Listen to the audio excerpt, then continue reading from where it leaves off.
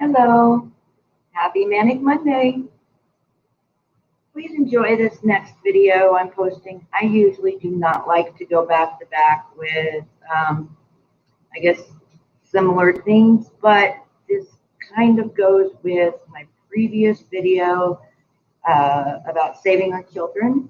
So if you haven't seen it, please see the description box, the links in there, as well as the link to this next video. God bless you, and here we go.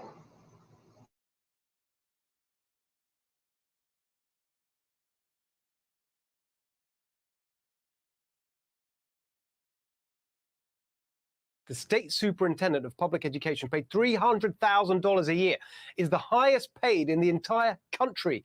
Half the highest paid public officials in Mississippi are education bureaucrats, yet Mississippi has some of the worst education outcomes in America. 61 state district superintendents in the state make more than the governor. 5 of the top 10 highest paid public officials in the entire state are local district superintendents. They don't even have a statewide remit, yet make more than those who do. And of the 24 school district superintendents featured, the average salary is $175,000 a year, more than the Chief Justice of the state Supreme Court and equivalent to 5 teachers, 4 nurses, 4 state troopers, or roughly 5 average Mississippi workers.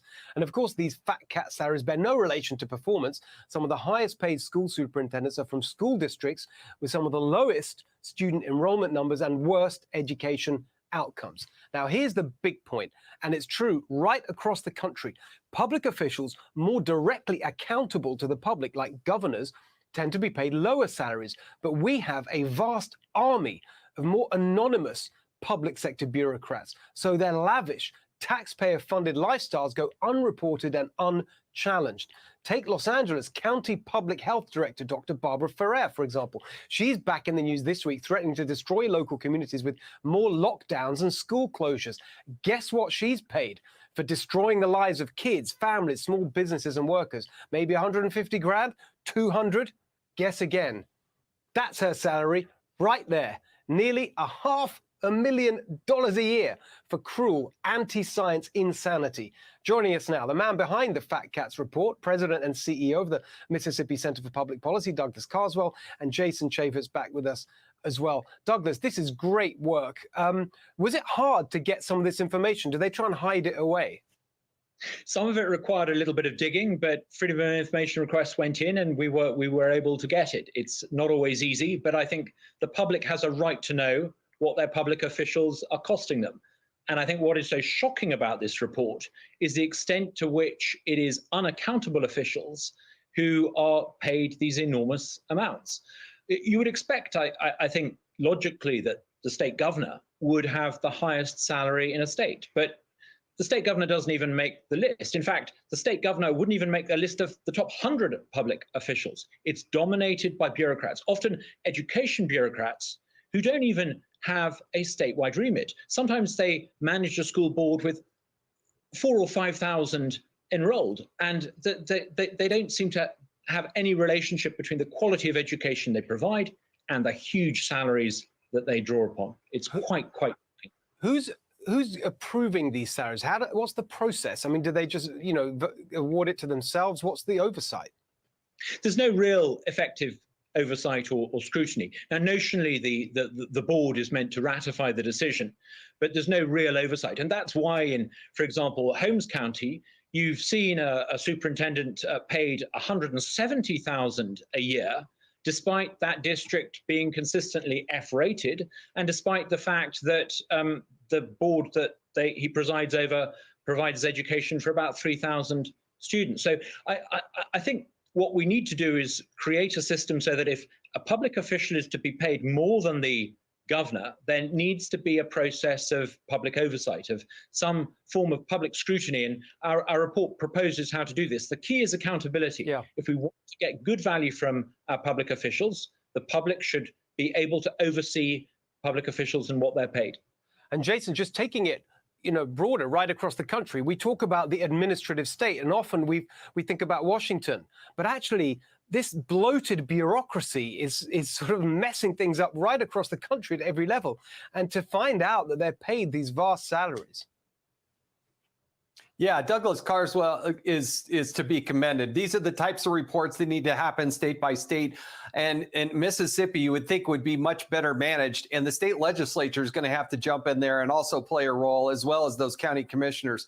But I got to tell you, it's not that way. You look at just Phoenix. I look at what the Phoenix City Councilman Sal DeCiccio has done and exposing the weight, just this bureaucracy that's out of control with exorbitant salaries. And it goes and it spreads across the country without this accountability. It's exacerbated, Steve, by the fact that supposedly this pandemic relief that the Democrats passed in the Congress, they've now given them leeway to redirect that money to support these county and states with these out of control budgets and pension plans that they have absolutely no way of paying for. And this is literally by the hundreds of billions of dollars. And it's our money, but it doesn't get exposed. And the American people got to hold people accountable. But it starts with this great report that's coming out of Mississippi. So hats off to you for doing it. And just one last quick point, Jason. I mean, it seems to me that this is what a really deeply troubling trend in America, that you've got this whole kind of world of public sector bloat, with the universities and the bureaucracy, and they're all getting infected by this woke ideology. And so many people attracted by these salaries. This is a productive kind of career path instead of going and doing something useful. Yeah, I would think that you would get people in to serve in the public service and they get out, but too many are there to enrich themselves. They've got these golden handcuffs. They never want to leave. And the stunning number, Steve, at this point, based on our gross domestic product, almost 1 out of every $4 spent in this country is spent by the federal government. And a lot of it is given to the states so that they can continue to do. That is not about freedom. It's not about liberty. This is about a massive government bureaucracy. Yeah, it's a really interesting subject. We're going to stay on it. Thank you, Jason. Douglas, thank you so much for this report. It's a real model for others to follow, and I hope you do more like this, and we're going to keep exposing all this. It's so important. Thank you both. Hey, Sean Hannity.